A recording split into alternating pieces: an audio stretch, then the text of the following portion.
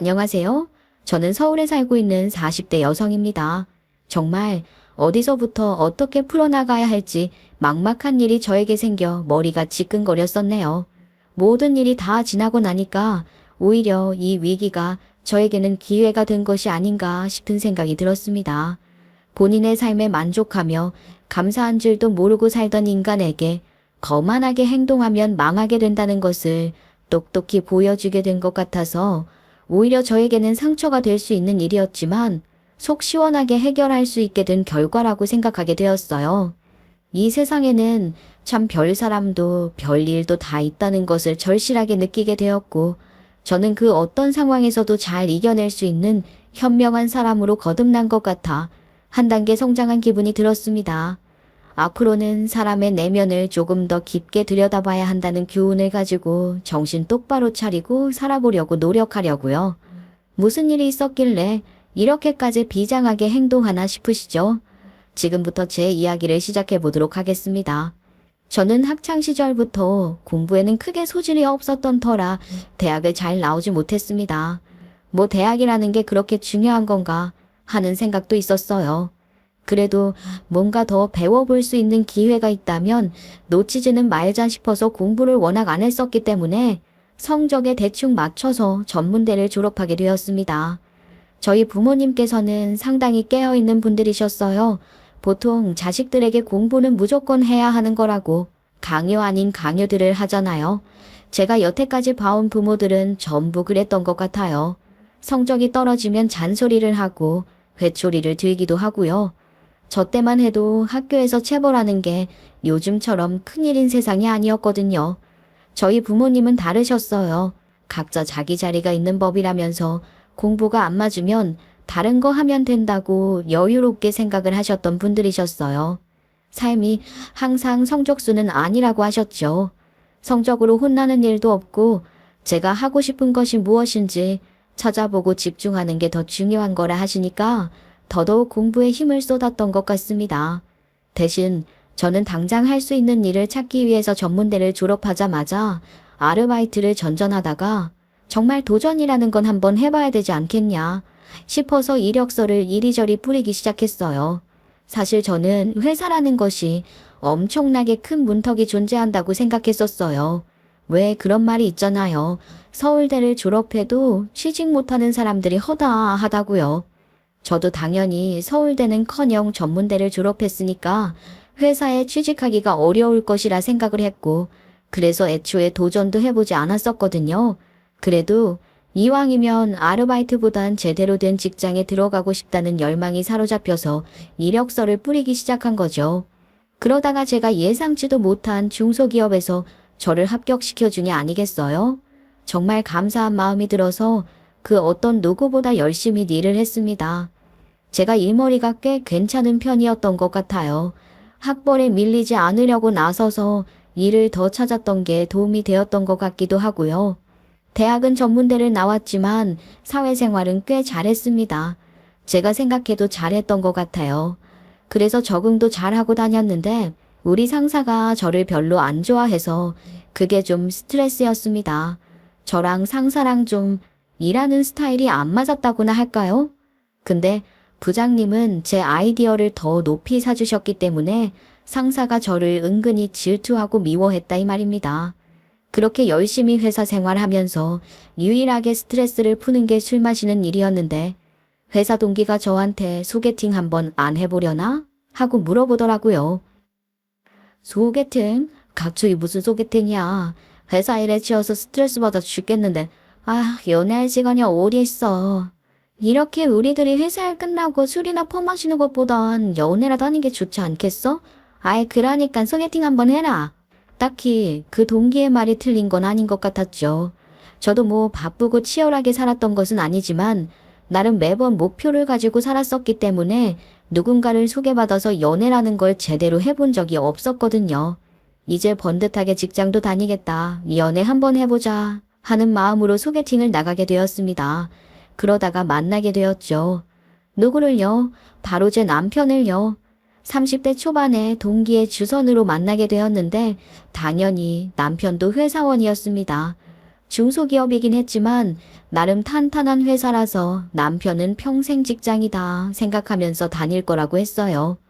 그렇게 저희는 서로를 서서히 알아가다가 연애를 시작했고 30대 중반에 접어들기 전에 결혼을 하게 되었습니다. 결혼식을 준비는 과정도 결혼식을 올린 이후에도 저희는 뭐 늘 똑같은 삶을 살았어요. 맞벌이로 일을 하면서 아이는 조금 천천히 가지자 했습니다. 왜냐하면 한 살이라도 젊을 때 더 기반을 다져놔야 노후가 편안하지 않겠냐는 생각을 남편과 저 둘 다 똑같이 하고 있었거든요. 이런 것까지 하나하나 잘 통하는 게 운명처럼 느껴지기도 했었어요. 그런데 임신이라는 게 그렇게 계획을 가진 대로만 되겠어요? 그러면 세상의 모든 부부들이 자기가 원할 때 아이를 낳고 살 수 있었겠죠.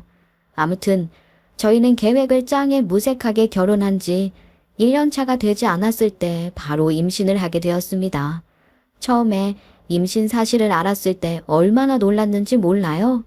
그래서 아이한테 미안하기까지 했다니까요. 아이를 가진 게 싫었던 것은 아니었지만 혹시나 부정적인 마음을 느끼기라도 했을까 봐요. 그만큼 너무나도 놀라운 일이었죠. 저는 걱정이 참 많이 되었어요. 아직 승진도 다 하지 못했는데 임신을 하게 되어서 회사 내에서 자리가 좀 위태위태해졌다는 기분이 들었거든요. 사실 여자로서 사는 삶이라는 게 참 그렇더라고요. 아르바이트를 할 때는 못 느꼈는데 직장은 확실히 벽이라는 게 느껴졌어요. 열심히 노력해서 잘 해보려고 해도 유리천장에 틀어막히는 것 같았습니다. 아무래도 사회생활이라는 게 회사 일만 잘 해서 되는 게 아니잖아요. 같이 담배도 태우고 술도 먹고 하면서 비위도 맞추고 해야 하는데 저는 담배도 안 태우고 또 여자가 담배를 태우면 이상하게 보잖아요.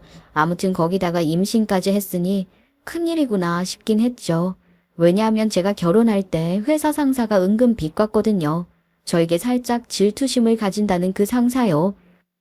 어머, 결혼을 한다고? 그런 건 임신도 하는 거 아니야? 육아휴직 내고 실컷 꼴 빨다가 육아휴직 끝나면 둘째가 줘서 또 육아휴직 내는 거 아니야? 그런 사람들 많더라. 양심도 없이. 그러면 안 되는 거 알지? 회사에도 민폐라고. 동료들에게도 일거리 더 늘려주는 거고. 아이, 그럼요. 잘 알죠. 저희 부부는 30대에는 바짝 돈 모아보자고 생각하고 있어서 앞으로 5년 정도는 아이 가질 생각 없어요. 그러니까 너무 걱정 안 하셔도 돼요.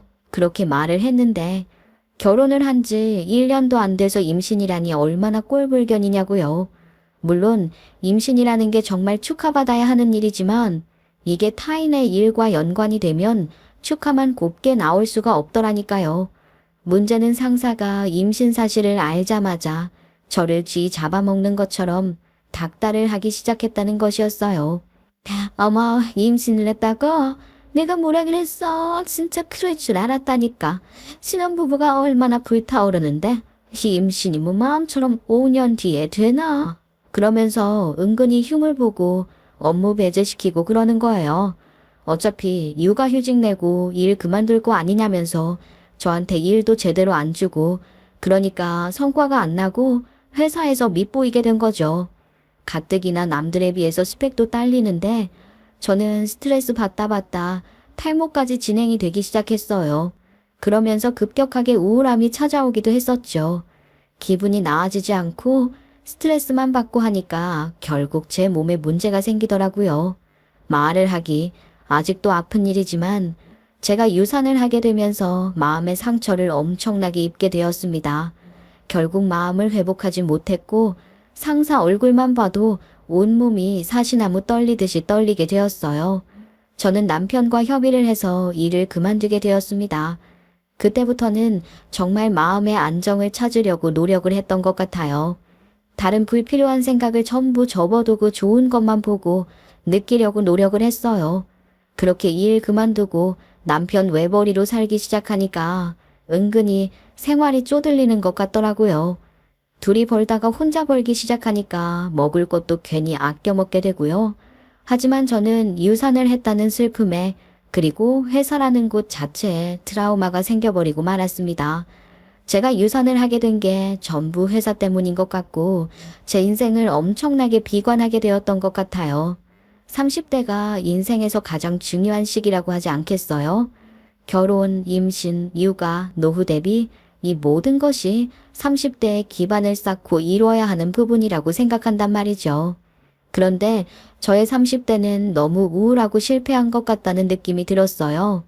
결혼은 잘했지만 임신 육아를 실패하고 직장을 연영 그만두게 되면서 노후 대비에도 금이 간 것 같았거든요. 그러니 제가 얼마나 의기소침해지고 자존감이 떨어진 사람이 되었겠어요. 이때 우리 남편이 정말 옆에서 보필을 잘 해줬습니다. 당신 참 밝은 사람이었는데 요즘은 너무 의기소침해져서 걱정이 많아. 임신이야 다시 하면 되는 거고 우리 노후 준비야 지금부터 시작해도 절대 늦은 거 아니잖아. 힘내자 우리. 저는 남편 덕분에 오히려 용기를 가지고 이 힘든 세상을 헤쳐나가기로 결심했습니다. 그때부터 알을 깨고 나온 병아리처럼 다시 삐약삐약 울기 시작했어요. 그만큼 남편이 저에게는 의지가 되어주고 힘이 되어주는 사람이었다 이 말입니다. 남편이 아니었으면 저는 정말 더 큰 좌절을 겪었을지도 모르겠어요. 결혼하기를 잘했다고 생각했습니다. 그렇게 저는 다시 임신을 하려고 노력을 했고 첫 아이 유산의 아픔이 지나간 지 얼마 되지 않아서 다시 임신을 하게 되었어요. 양가에서는 저에게 무조건 안정을 취해야 한다고 했고 시댁에서도 정말 몸에 좋다는 건 다 보내주셨어요. 아이를 건강하게 키워야 한다고 한약까지 보내주시고 영양제가 떨어지지 않게 시간이 되면 무조건 보내주셨죠. 제가 먹고 싶은 게 생기면 시댁, 친정 할 것 없이 집으로 보내주시는데 저는 제가 전생에 나라라도 구한 줄 알았다니까요. 너무 감사했습니다. 그렇게 저는 출산을 무사히 마쳤고 나이 36살에 육아를 시작하게 되었어요. 그때 우리 남편의 나이가 38살이었는데 남편이 10년 넘게 다니던 직장에 대해 고민을 하기 시작하더라고요. 그때까지는 별 대수롭지 않게 생각했어요. 원래 매너리즘에 빠지게 되면 회사부터 이직을 할 생각을 하니까요. 하지만 행복이라는 게 늘 같은 비율로 찾아올 수는 없는 것 아니겠습니까? 육아하고 남편 내조하면서 행복한 삶을 살고 있다고 생각을 했는데 남편이 직장에서 받는 스트레스가 상당하다고 하더라고요. 정말 회사를 당장이라도 그만두고 싶어서 미쳐버릴 것 같아. 당신이 왜 그렇게 회사에 치를 떨었는지 알 것 같다니까. 왜 그래, 오보? 무슨 일 있었어? 아니, 잘 다니던 회사를 갑자기 왜 그렇게 싫어하게 된 건데? 우리 회사에 새로운 이사가 취임을 했는데 직원들에게 성과를 가지고 엄청나게 갈구는 거야, 글쎄. 아니, 성과가 날만한 일을 해야 성과를 내지. 맨날 똑같은 업무를 하고 있는데 성과라는 게 자다가 또 떨어지는 것도 아니고 왜 저러나 모르겠다니까. 그 누구보다 제가 그 마음을 잘 알잖아요. 저도 직장에 다닐 때 업무에서 배제당하고 제가 내는 보고서마다 꼬투리를 잡아서 난리를 치는 상사를 겪었으니 남편의 마음이 너무나도 이해가 갔어요. 제가 어떻게 위로의 말을 전해야 좋을지 한참을 고민하고 있었는데 남편이 아무 말 없는 저를 빤히 보더니만 저에게 슬쩍 말을 꺼내더라고요. 내가 말이야, 한 회사에 오랜 시간 재직을 해보니까 회사를 어떻게 굴려야 할지 그 구조가 딱 보이더라니까. 그래서 말인데 나도 내 사업을 한번 시작해보고 싶은 마음이 생겼어. 어? 이 여보, 갑자기 사업이라니 그게 무슨 소리야. 지금 다니는 회사 은근히 조건도 괜찮고 연봉도 괜찮은데 사업은 좀 위험하잖아. 나는 사업은 안 했으면 좋겠는데 거기다가 우리 두 사람만 어떻게 버티면 살면 되는 게 아니라 이제는 아이도 있잖아. 여보의 고정적인 수입이 사라진다는 게 좀 무섭긴 해. 그래도 남자가 칼을 뽑았으면 무라도 썰어야 하는 거 아니겠어? 나도 사업하면 잘할 수 있을 것 같아. 당신도 사모님 소리 듣고 싶지 않아? 고작 그런 이유가 전부라면 사업을 하지 않는 게 훨씬 좋을 거라 생각을 했죠. 고정 수입이 없이 얼마나 버틸 수 있을지도 모르는 일이었고요. 그런데 시댁의 의견은 조금 다르더라고요. 우리 아들이 하고 싶은 사업이 있다고? 그럼 가족들이 전부 다 노력해도 밀어줘야 하는 거 아니냐? 뭐가 그렇게 걱정인지 모르겠다. 우리 아들 사주팔자가 아주 큰 팔자라고 했어. 가만히 있어도 돈이 굴러들어오는 팔자 말이다.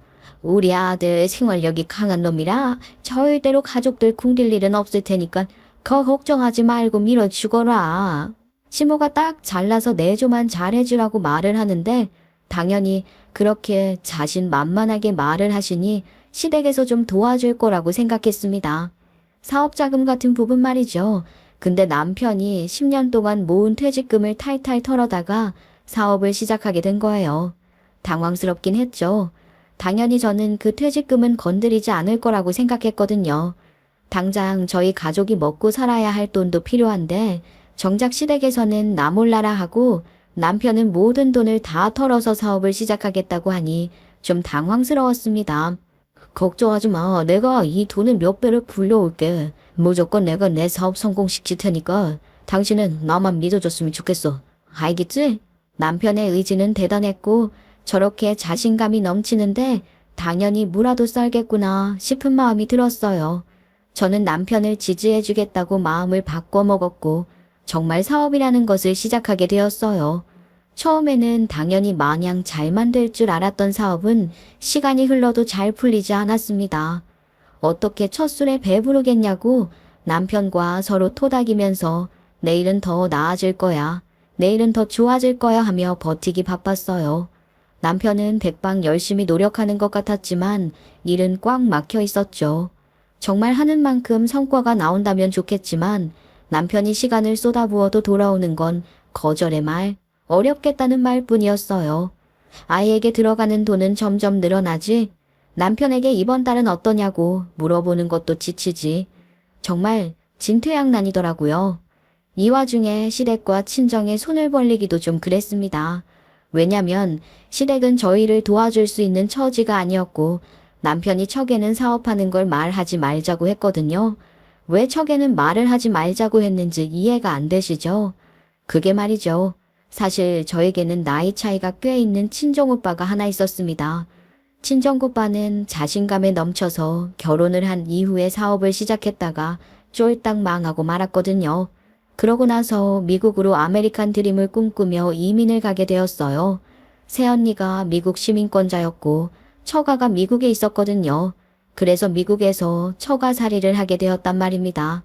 저랑은 나이 차이가 11살이나 차이 나는 오빠라서 제가 20대 때 오빠는 미국으로 이민을 갔고 거기서 자리를 잡고 살게 되었어요. 우리 부모님 엄청 속상해 하셨거든요. 망해서 처가살이 하러 지방도 아니고 미국까지 갔으니까요. 우리 부모님이 그래서 사업에 대한 엄청난 반감을 가지고 있었습니다. 남편이랑 신혼 초에 친정에 가서 뭐 뉴스라도 보고 그러잖아요. 그럼 기업 뉴스 이런 거 나오잖아요. 그때마다 우리 친정 부모님이 남편에게 신신당부를 하셨어요. 아유, 뭐가 그렇게 좋다고 사업을 하겠다고 난리인 거야. 저게 뭐 시험 일인 줄 아나? 허구 나라 어디가 망했네, 빚이 늘었네 소리만 나오는데 사장님 소리가 그렇게 듣고 싶은가? 아무래도 일반 사무직 회사원보다야 벌어들이는 돈이 훨씬 많으니까 그런 거 아니겠어요? 다들 큰 돈 벌고 싶으니 사업도 하는 거겠죠. 사업으로 큰 돈 버는 게 어디 쉬운가? 에휴, 적어도 남의 밑에서 꼬박꼬박 월급 받으면서 사는 게 가장 행복한 일인데 욕심을 부렸다가 그르치는 거라니까. 그래도 모든 사업이 망하는 건 아니잖아요, 장모님. 망하는 기업 뉴스가 많이 나오긴 하지만 그래도 잘 된 회사가 훨씬 많을걸요. 그것도 아주 소수의 일이지. 아이 자네 사업하겠다는 이야기는 입 밖으로 꺼내지도 말게나. 사업이라는 것도 자금이 여유롭고 머리도 비상해야 할 수 있는 거야. 저는 뭐 사업하고 싶은 생각 없어요. 딱히 사업 아이템 같은 것도 떠오른 게 없고요. 장모님 말씀대로 지금처럼 남의 밑에서 일하는 게 저한테는 더 잘 맞는 것 같아요. 그랬지? 아유, 우리 큰아들 봐. 좋은 명문대 졸업해서 회사 떡하니 잘만 다니다가 사업해보겠다고 하더니 쫄딱 망해서 지금 미국에 가 있잖아. 그렇게 알아주는 회사 취업해서 사람들 부러움 다 싸더니 지금은 미국에서 샌드위치 가게 하면서 살고 있는 걸 보면 내가 아주 속이 터져 죽겠네. 형님은 우리 나부셨던 게 아닐까요? 형님 정말 대단하신 분이시잖아요. 그리고 미국에서 잘 지내고 계시면 그걸로 충분한 거죠. 아휴, 장모님 너무 속상해하지 마세요. 내가 안 속상하고 백이요. 미국까지 가서 처가살이 하고 있는데 내가 그러라고 그렇게 열심히 공부시킨 것도 아니었는데 말이야. 아야, 회사나 잘 다니지. 무슨 사업을 하겠다고 그렇게 살게 될 줄 꿈에도 몰랐지. 꿈에도 몰랐어. 그러니까 사업이란 거 절대 하는 거 아니야. 그게 집안 말아먹는 일이라니까. 장모님 말씀 명심하겠습니다. 저 절대로 어디가서 사업하겠다고 말 안 할게요. 그냥 지금처럼 평생 회사원으로 버티면서 살아보겠습니다. 아셨죠? 그래, 그래. 내가 우리 사위가 말 잘 듣는 건 참 마음에 든다. 내가 우리 사위 믿어. 그렇게까지 이야기를 나눠놓고 어떻게 친정에 사업하겠습니다. 하고 말을 할 수 있겠어요? 남편도 괜히 사업 자리 잡기 전에 이야기를 했다가 친정에서 미움을 받느니 사업 번창시킨 다음에 당당하게 사업을 하고 있다는 것을 말하고 싶다고 했어요. 저도 그 말에는 동의를 했죠. 큰 오빠 이야기만 나오면 저희 친정엄마 아주 개거품을 무셨거든요. 사실 우리 친정오빠가 저랑은 정반대로 공부도 잘하고 완전 엘리트였어요. 그래서 저는 딱히 공부를 못해도 그냥 귀여움만 받고 자랐단 말이죠. 오빠가 든든하게 제 목까지 집안 기둥 노릇 잘하고 있었으니까 굳이 저한테까지 그 기대를 걸지는 않으셨던 거예요. 대한민국 최고의 명문대를 졸업해서 난다긴다 하는 사람들만 들어가는 대기업까지 떡하니 들어가서 승진까지 승승장구하고 있었으니까요. 정말 그 사업만 아니었으면 우리 오빠가 한국을 떠날 일도 없었을 거고 여기서 뭐 완전 신불자 취급받으면서 살 일도 없었을 테니 친정 부모님께서는 사업에 사자만 나와도 기겁을 하실만 했죠. 우리 남편한테도 나중에 늦바람 들어서 사업한다는 소리 하지 말고 일이나 열심히 하면서 살으라고 귀에 피딱지가 앉을 정도로 이야기를 했거든요. 근데 이 인간이 자기는 무조건 사업을 해야 성공을 한다면서 회사 때려치우고 올인할 줄 알았겠냐고요. 퇴직금까지 탈탈 털어서요. 아무튼 이러한 사정 때문에 친정에는 말을 하지 못했습니다. 그냥 말하지 왜 숨겨줬냐고요. 제가 회사 스트레스로 인해서 유산을 했을 때 남편이 저에게 지극정성으로 보살핌을 주었으니까 저도 그만큼 남편을 위해서 남편이 하는 일을 지지해주고 싶었어요. 이런 게 바로 부부 아니겠나요? 제가 30대 후반인데 부모님께 그대로 일러 바치는 것도 이상해 보이잖아요. 그리고 남편이 사업을 하는 게 무슨 큰 잘못을 저지르는 것도 아니고 죄를 지은 것도 아니니까요. 남편이랑 저랑 아이까지 낳고 가정을 이루었는데 언제까지 마마걸처럼 엄마 할 수 없는 거기도 하고 위기가 있으면 우리 부부가 알아서 해결해 나가야 하는 거라고 생각을 했어요. 그렇게 제 나이 40살이 될 때까지 남편의 사업은 잘 풀리지 않았고 아이는 어린이집에 다닐 나이가 되었어요. 그때부터 저도 엄청나게 고민을 하기 시작했습니다. 돈이 필요하니까 일은 해야겠는데 회사는 솔직히 못 다니겠고 아르바이트 전전긍긍 하면서 돈을 벌기 위해 애를 썼습니다. 남편도 사업 자금 마련하느라 이곳저곳 돌아다니고 저녁 시간에는 배달 라이더 일을 하면서 생활비를 마련했다니까요. 결국에 저는 너무 힘들고 돈이 없으니까 안 되겠다 싶더라고요. 생활비라는 게 얼마나 많이 나가던지 보험금도 못 낼 것 같은 위기에 빠져들게 된 거예요. 시댁에서는 더는 돈 없어서 못 도와준다 하시고 물론 처음부터 도와주신 게 있었던 것도 아니긴 했지만요. 그러던 도중에 우리 친정엄마가 제가 간장게장을 진짜 좋아하는데 여수에 갔다가 게장 맛있는 집을 찾아냈다면서 택배로 받았다고 집에 좀 나눠주겠다고 들고 오신 거예요. 그동안 우리 집에 잘 안 찾아오셨었거든요. 간장게장을 들고 오셨다가 제 얼굴을 보더니만 무슨 일 있냐고 물어보시는 거죠. 아니 너 얼굴이 왜 이렇게 상했니? 요즘 뭐 무슨 일 있는 게야? 내 얼굴이 많이 상했어요? 아, 아니에요. 뭐 별일 없는데 그냥 괜찮아요. 별일 없기는 괜찮기는 딱 보니까 얼굴에 근심 걱정이 말이 아니구만. 혹시 뭐 요즘 생활이 많이 힘든 거야? 보니까 무슨 아르바이트까지 한다고 하질 않나? 혹시 뭐 박서방한테 무슨 일 생긴 거야? 생활비가 모자라서 그래? 그렇게 말을 하시면서 걱정스럽게 저를 쳐다보시는데 저도 모르게 엄마의 그런 얼굴을 보니까 눈물이 확 터지는 거 있죠. 저도 모르게 눈에서 눈물이 또르르 하고 흘러내리니까 친정엄마가 무슨 일이 있어도 단단히 있다고 느끼신 건지 우리 강아지 왜 우냐고 저를 토닥여 주셨어요. 그래서 저는 솔직하게 말을 해버리고 말았죠. 아휴, 사실 그이가 사업을 시작했는데 한 3년쯤 됐거든요. 근데 너무 벌어오는 돈이 편차가 커서 잘 벌 때는 그래도 생활하기 괜찮을 때도 있는데 요즘은 힘들어도 너무 힘들어요. 오르락내리락 해서요. 하루하루 뭘 먹고 살아야 할지 걱정스럽기까지 해요. 뭐라고? 아유, 박서방이 사업을 시작했어? 아니, 내가 그렇게 사업만큼은 죽어도 안 된다고 했는데, 아니, 갑자기 무슨 사업이야, 사업은. 왜 그런 걸 시작해서는? 그러면서 가슴을 팡팡 치면서 속상해 하셨죠. 친정엄마까지 속상해 하시니 정말 큰 불효를 저지른 것 같은 기분이 들어서 더 시무룩해졌어요. 그날 저녁까지 친정엄마는 남편을 보고서 한마디 해야겠다며 벼르고 계셨고, 남편은 배달 라이더 일을 갔다가 배달 잡히는 게 없다고 일을 공쳤다면서 한숨을 푹푹 쉬면서 집에 돌아왔습니다. 집에 친정엄마가 있으니 남편이 깜짝 놀라더라고요. 아니, 장모님 언제 오셨어요? 저녁은 드신 거예요? 박스방, 아니 자네가 어떻게 내 뒤통수를 이렇게 세게 칠 수가 있나? 절대로 사업에는 손도 안 대겠다고 했던 박서방이 회사를 그만둔 지 3년 가까이 되었다고? 사업을 시작했다고? 장모님, 정말로 면목 없습니다. 저도 제 사업이 잘 될 거라 생각을 했어요. 내가 그렇게 사업만큼은 하지 말라고 했었는데 왜 내 말을 안 듣고 사업을 해서 가정을 이 모양 이 꼴로 만드는 거야. 앞으로 뭘 해먹고 살려고 그래. 생각을 가지고 행동을 했어야지. 자식도 있고 마누라도 있는데 자네 살고 싶은 대로 꼴리는 대로 살면 되겠어. 장모님, 저도 답답해요. 저도 잘해보려고 했었어요. 처음부터 망할 거 생각하고 뛰어드는 사람이 어디 있겠어요. 그런데 상황이라는 게 이렇게 된 걸 어떻게 합니까? 아유, 듣기 싫네.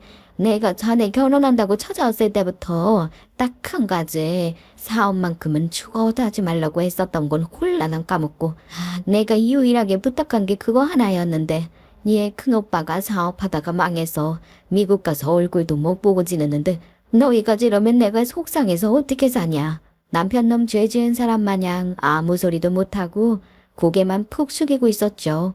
물론 잔소리 듣고 싶은 사람이 어디 있겠어요. 하지만 친정엄마가 결혼할 때부터 누누이 사업만큼은 손대지 말라고 부탁을 했었는데 그걸 홀라당 어겨버렸으니 배신감을 느낄만 하다는 생각도 들었어요. 근데 남편이 너무 풀이 죽어 있으니 우리 친정엄마 마음이 얼마나 쓰였겠어요. 결국에는 엄마가 가진 돈 털어서 남편 사업에 보태주셨습니다. 장모님, 이 큰 돈을 정말 제 사업하는데 보태주시겠다고요? 아유, 제가 용지도 없이 이걸 어떻게 받아요? 그거 안 받으면 어떻게 사업 유지하고 돈 벌어올 텐가? 아유, 내가 뭐 자네 예뻐서 주는 건 줄 알아? 우리 딸, 우리 손주들 굶어 죽으면 안 되니까 어떻게든 책임감 가지고 사업 일으켜보라고 주는 걸세. 장모님, 정말 죄송하고 감사합니다. 제가 염치 없지만 이 돈 받아서 정말로 사업 다시 일으켜보겠습니다. 무조건 잘하겠습니다. 제가 평생 저가에 효도하면서 살겠습니다. 남편놈 친정부모님께 무조건 잘하겠다고 열심히 해보겠다고 절을 하고 난리가 났지요. 그렇게 한숨 돌리나 했는데 정말 그 뒤로 가족들 모두의 응원을 받아서 그런 건지 뭔지 일이 또 슬슬 잘 풀리기 시작하는 거예요. 남편놈이 바로 배달일 그만두고 사업에만 몰두를 하더라고요. 몇 개월이 지나고 사업은 안정을 되찾았고 저도 아르바이트를 그만두게 되었습니다. 그렇게 우리 친정집에도 시댁에도 기가 살기 시작했는데 망할 놈의 코로나가 터지면서 다시 불안정하게 뒤흔들리더라고요. 그게 우리 남편 사업뿐만 아니라 모든 사업이 정책이었고 전 세계적으로 팬데믹이었잖아요. 이제라도 잘 풀리나 싶었더니만 이런 일이 터지게 될 줄 어떻게 알았겠냐고요. 정말 속상했어요. 남편 사업이 승승장구하기 시작할 때 코로나가 터진 거니까 우리 가족들도 상심이 컸습니다. 말로 할 수 없을 정도로 엄청나게 말이죠. 거기다가 코로나 때문에 다들 바깥에 안 돌아다니니까 상점들도 망해버렸고요. 그래서 도무지 아르바이트 자리도 없는 거예요.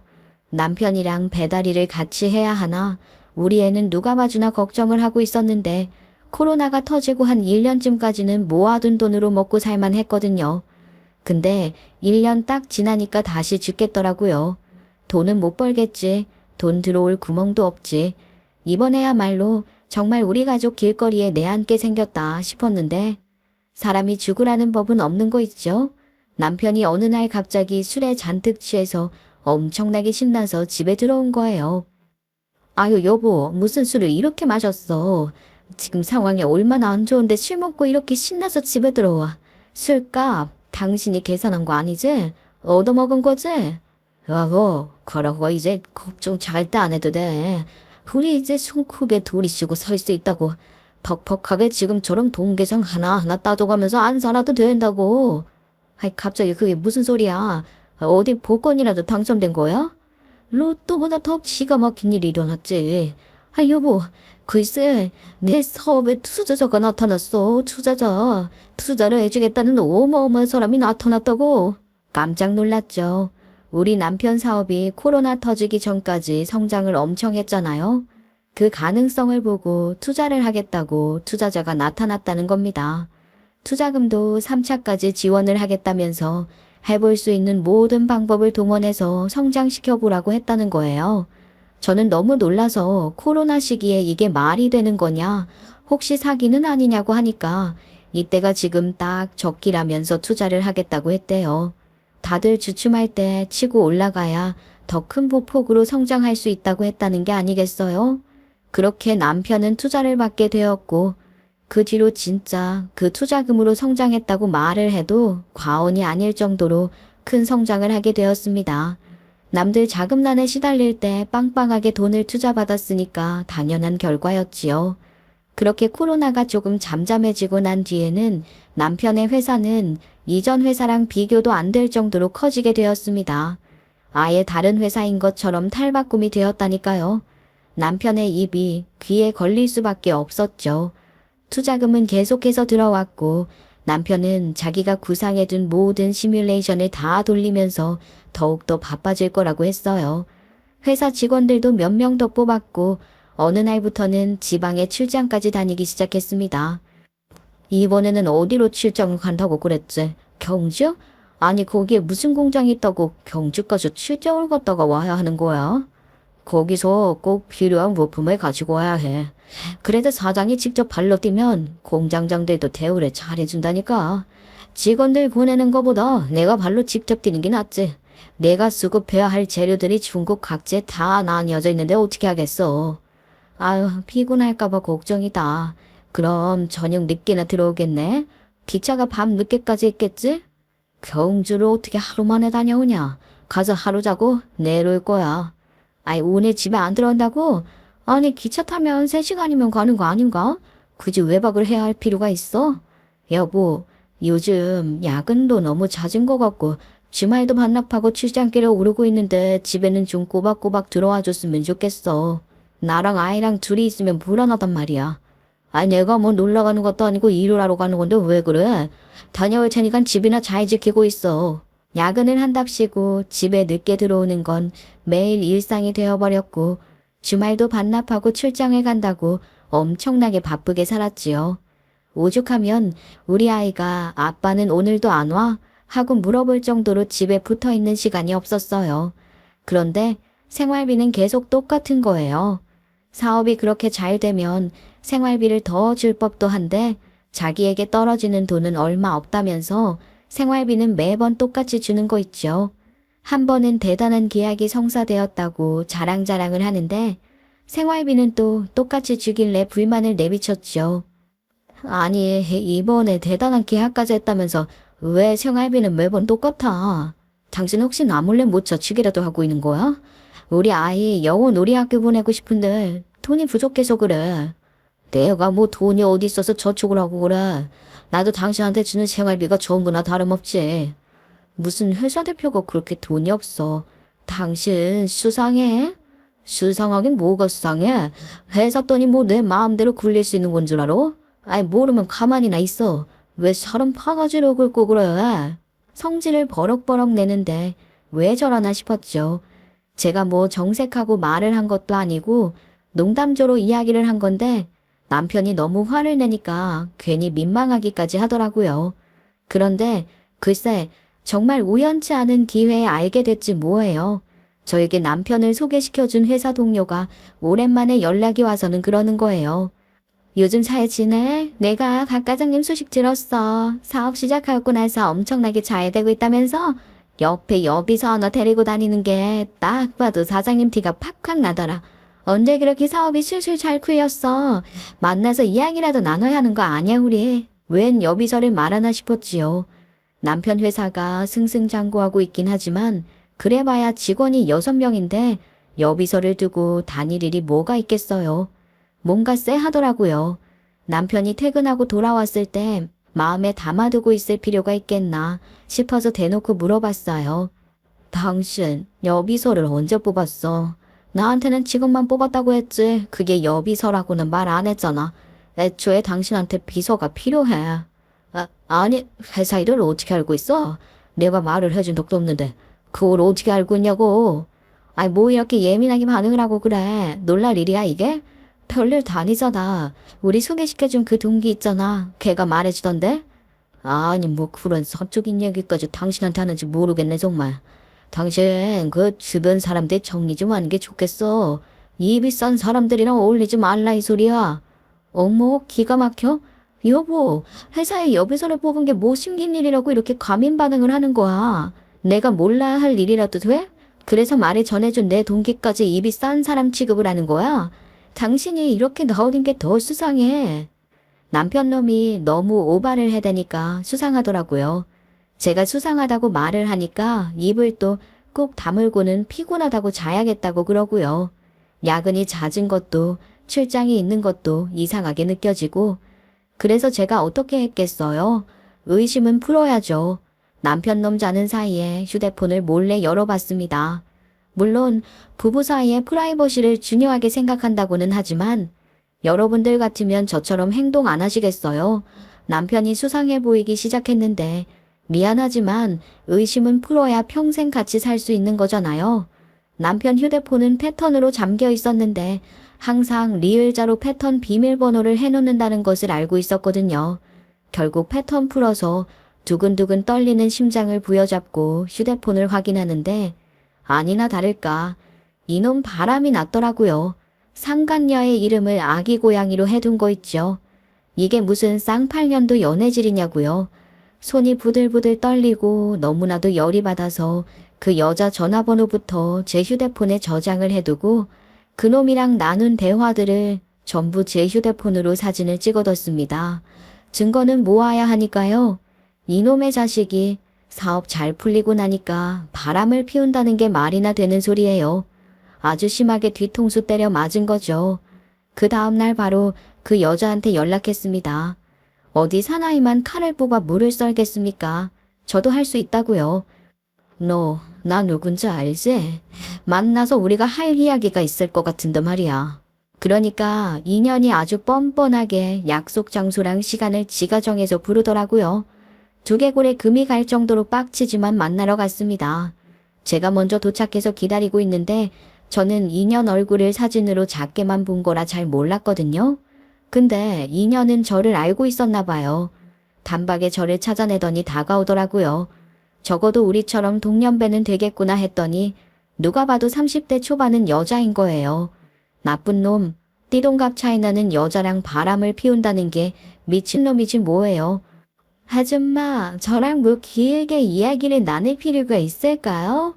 저희 사이 다 알고 오셨을 테니까 저도 본론만 말할게요.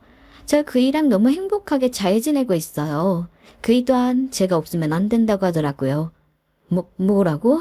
상간녀 주제에 뻔뻔하게 말을 하고 앉아있네. 너는 부끄러움이란 게 없니? 나이 차이가 그렇게 나는 남자랑 붙어먹고 싶어. 나이가 뭐가 중요해요. 얼마나 사랑하는지가 중요한 거지. 그래서 저는 그이 포기 못하고 그이도 저를 포기할 수 없다는데 그럼 방해꾼이 누구일까요? 지금 본처를 밀어내고 청년이 이 자리에 들어앉겠다는 소리야. 어머, 지금 시대가 어느 딴데 본천이 청년이니 하고 있어요. 요즘은 사랑만 있으면 다 허용되는 세상이라고요. 그리고 아줌마는 할 줄 아는 거 하나도 없지 않아요? 저는요, 그이 옆에 딱 달라붙어서 회사 일에 도움도 줄 수 있어요. 그이 인생에 도움이 되는 사람은 누구일까요? 바로 저 아니겠어요? 그러니까 아줌마가 곱게 이혼 좀 해주세요. 내가 지금 누구 좋으라고 이혼을 해. 너희들이 지지고 보는 거 보려고 이혼을 하겠네. 그 애는 너 어떻게 이혼할까 고민 중이던데. 협의 이혼해 주시면 위자료로 1억 마련해서 드릴게요. 괜히 돈 한 푼 못 건지고 이혼하는 것보다야 낫지 않을까요? 그 애한테 1억 달라고 하면 아마 바로 줄 거예요. 기가 막혀. 위자료로 1억을 주겠다고? 그 돈은 누가 주는 건데 네가 주는 거냐? 당연히 그이가 주는 거죠.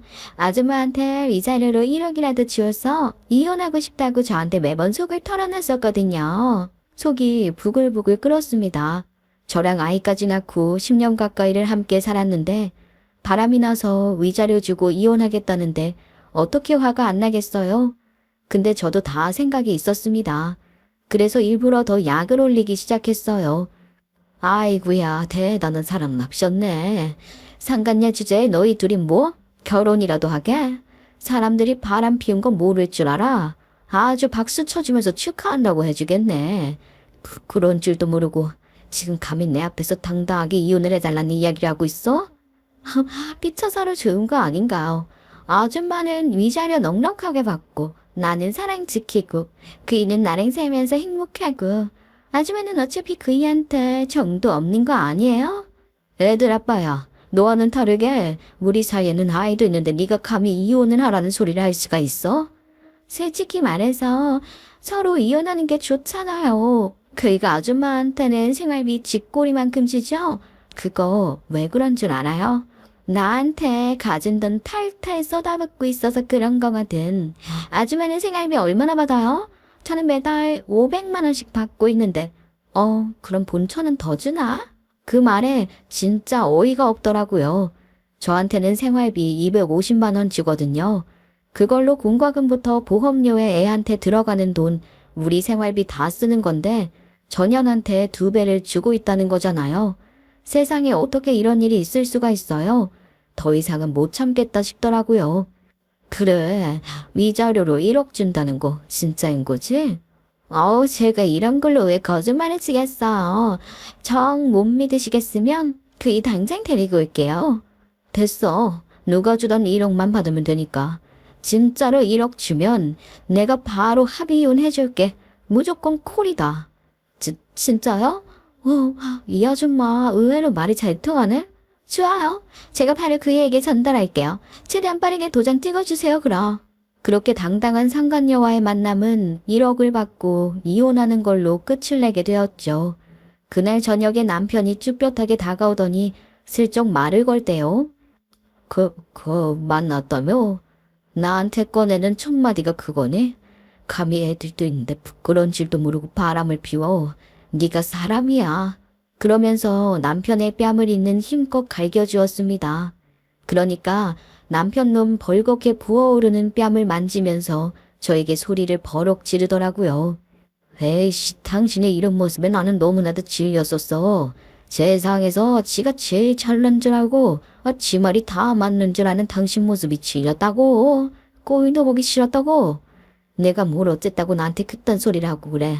너랑 같이 잘 살아보겠다고 아르바이트 해가면서 생활 유지한 세월은 다 잊어버리고 이런 게 질려. 그 여자는 나에게 꼭 필요한 존재. 아니, 그 이상의 여자야. 평생 함께하고 싶은 바이 여자를 드디어 찾은 기분이라고. 1억? 1억 바로 송금할 테니까 이혼 도장 치고 분이 안 풀리면 한 대 더 때리던가. 오케이, 땡큐다 하면서 진짜 반대쪽 뺨 한 대 더 때리고 도장 찍어줬습니다. 온 힘을 다해서 서류에 도장 꾹 누르고 노려보니 제 시선을 피하면서 말을 하대요. 그 여전에 집에 가 있을 테니까 재산 정리하기 전까지는 아이랑 이 집에서 살아. 그러더니 짐 싸서 나가더라고요. 제가 진짜 남편 새끼 나가고 나서 분해서 얼마나 울었는지 모르겠어요. 하지만 이대로 끝을 내면 그게 복수겠어요? 딱 5개월이 지난 뒤에 남편놈 상간녀랑 같이 우리 집에 와서 무릎 꿇고 빌기 시작했습니다. 제 복수가 드디어 제대로 먹힌 것이었지요. 아줌마, 아니, 사모님, 정말 저희 한 번만 살려주세요. 저희 이러다가 정말 길거리에 나앉게 생겼다고요. 여보, 우리가 함께 살았던 정이 있는데 지금이라도 우리 지난 과거 다 털고 서로를 위해 응원해주는 사이가 될 순 없을까? 제발, 나 정말 이렇게 될 줄 몰랐어. 여보는 무슨 개떡다귀 같은 소리네. 네 여보가 둘이냐? 소름 돋으니까 나한테 여보라는 소리 하지도 마. 네 두 번째 마누라가 아주 기겁을 하겠다. 이게 어떻게 된 일이냐고요? 저희 부부가 어쨌든 아이가 있었으니 이혼하는데 3개월이라는 시간이 걸렸거든요. 이혼이 완벽하게 성립되자마자 전 남편 놈이랑 살던 집을 처분했고 우리 친정집에 아이랑 같이 들어가서 살고 있었죠. 그런데 친정으로 뻔뻔한 두 사람이 찾아왔더라고요. 우리 친정엄마 불같이 화내면서 미친 것들이 뻔뻔하게 어디 얼굴을 들이미냐고 그 년놈들에게 간장을 확 쏟아부어 버렸습니다. 근데 그거 다 처맞고도 잘못했다고 살려달라고 빌대요. 상처 줘서 미안해. 정말 미안해. 우리 지금 완전 다 죽게 생겼어. 당신이 집을 한 번만 도와줄 수 없을까? 당신이 망하게 생긴 거 아주 잘 알지. 너네 그렇게 만든 게 나니까. 내가 만든 그림이니까. 근데 내가 뭘 도와줄 게겠어. 내가 바라는 결과가 이건데. 그러니까 속 시원하게 다 털자면요. 전 남편 놈에게 투자했던 그 투자자가 투자금을 회수하겠다고 일방적으로 통보를 보냈거든요. 투자 조건이 그거였다대요. 기한 없이 투자하는 대신 회사에 문제가 생길 경우 언제든지 회수할 수 있다는 것. 그 조건이 있었던 거죠.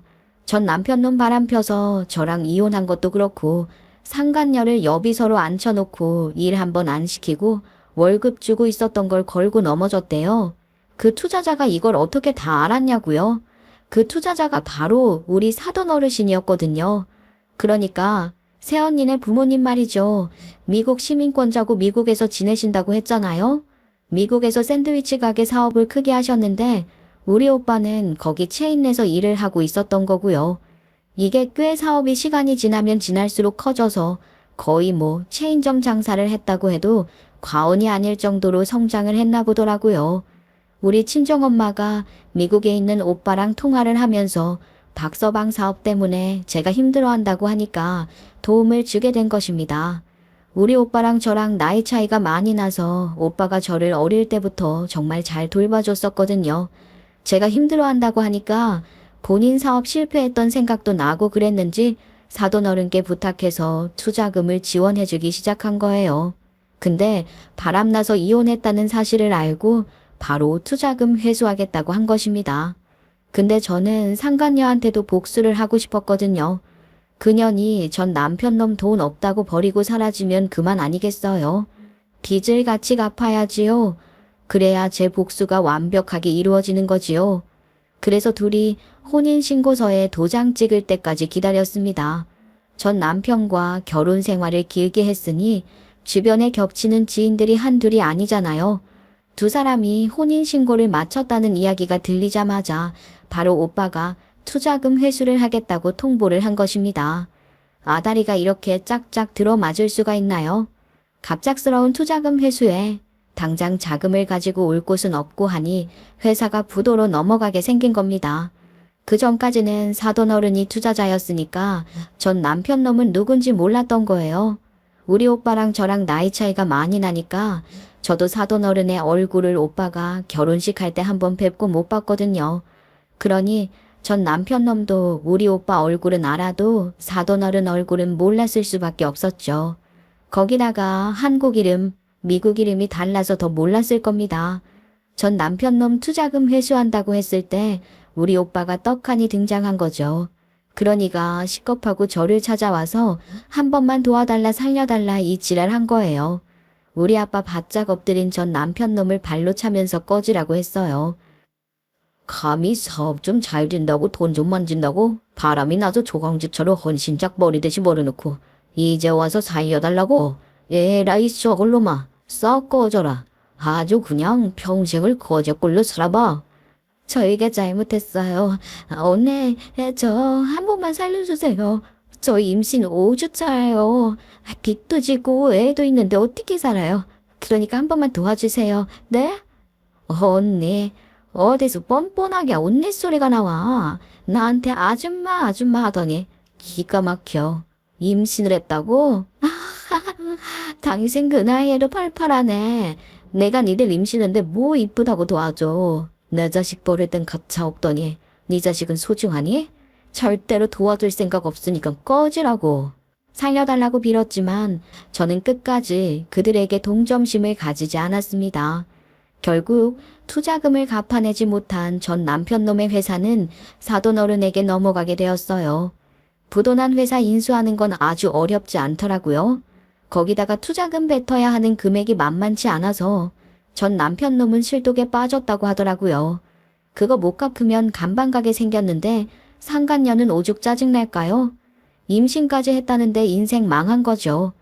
사돈어른께서는 미국에 온 가족이 있으니 한국에 있는 회사를 관리할 겨를이 없다고 저에게 좀 맡겨도 되겠냐고 물어보셨어요. 저는 솔직히 거절할 이유가 없었지만 제가 경영에 대해 모르니까 명의는 제 명의로 두되 전문 경영인을 고용해보기로 결심했습니다. 회사 자체는 발전 가능성이 많은 회사였으니까 오히려 손해볼 건 없다 싶었어요. 그 소식을 들은 전 남편놈 저를 찾아왔죠. 나만큼 그 회사에 대해 잘 아는 사람 없으니까 나를 직원으로 써주면 안 되겠어? 내가 정말로 회사 발전을 위해서 힘을 다할게. 내가 미쳤다고 고양이에게 생선을 맡기니 너는 이혼한 마누라한테 그런 부탁을 하고 싶니? 야, 너 같은 거 일시키느니 회사를 팔아치우고 말지. 다음 날이 되자마자 바로 제 명의로 넘어온 회사를 보면서 얼마나 깔깔거리고 웃었는지 몰라요. 사돈어른 덕분에 손 안 대고 코 풀었기에 너무 감사하더라고요. 그래서 제가 다른 건 몰라도 이 악물고 이 회사를 발전시켜서 어떻게든 큰 돈을 만질 수 있도록 보답을 해드리고 싶은 마음에 평생 손났던 공부에 다시 손을 대기 시작했어요. 우리 부모님도 사돈어른께 너무나도 감사하다고 몇 번이나 인사를 드렸는지 몰라요. 우리 대인배 사돈어른께서는 어떤 힘든 일이 있어도 가족을 배신하는 건 안 된다고, 본인이 우리 사위 미국으로 끌고 들어올 때도 그랬다고, 가족은 절대 배신하면 안 되는 거라고 신신당부를 했다고, 그걸 못 지키는 사람에게는 합당한 처분이 내려져야 한다고 하셨어요. 그래서 우리 가족은 미국에 한번 놀러 가기로 했습니다. 새언니가 좋아하는 반찬 바리바리 싸들고 말이에요. 아무리 미국에 한인마트가 다 있다고 해도 없는 게 더 많지 않겠어요? 결국에 전 남편은 빈털터리에 깡소주만 들이붓고 산다고 하더라고요. 대가 점점 나오는 상간녀는 동네 식당에서 아르바이트 한다고 하대요. 글쎄, 시댁에서도 바람 피우고 빈털터리 쫓겨난 전 남편놈 모르소해 한다고 하더라고요. 그래도 끔찍하게 아끼는 아들이니까 손주 태어나면 받아줄지도 모르겠지만 말이죠. 그게 뭐 중요한가요? 빚 갚아도 모자랄 판에 술독에 빠져 살고 있는 꼴 보면 뻔하지요. 지 잘못 인정 못하고 저지랄 하는 거 아니겠어요? 정신 평생 못 차리고 살았으면 좋겠다는 생각이 절실하게 들고 있습니다. 저는 회사 전문 경영인 1년마다 계약갱신하면서 보고 배울 점들을 빠르게 습득해보려고 열심히 노력하는 중입니다. 제 인생 2막이 열렸으니 이제는 정말 알차게 써보려고 합니다. 제 이야기를 들어주셔서 감사합니다.